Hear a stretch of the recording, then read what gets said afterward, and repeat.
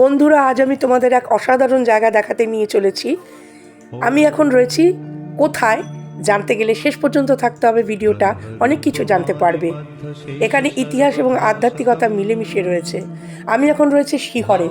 শিহরের কেন গুরুত্ব রয়েছে জানতে হলে আমার সাথে দেখতে থাকো। শিহর হলো মা শারদার মামার বাড়ি।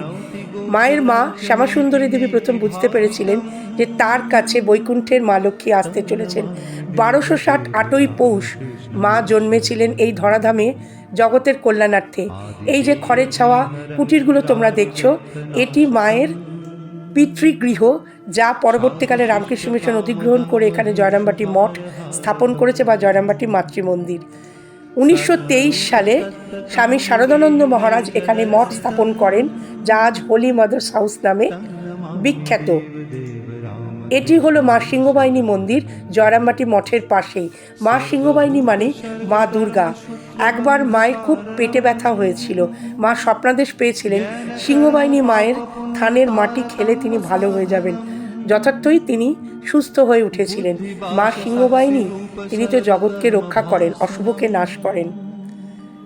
মা শারদা, তিনি যে সতেরো মা, তিনি যে অসতেরো মা, জগতের কল্যাণার্থে তিনি এসে রয়েছেন আমাদের কাছে, আমাদের সকলের হৃদয়ে।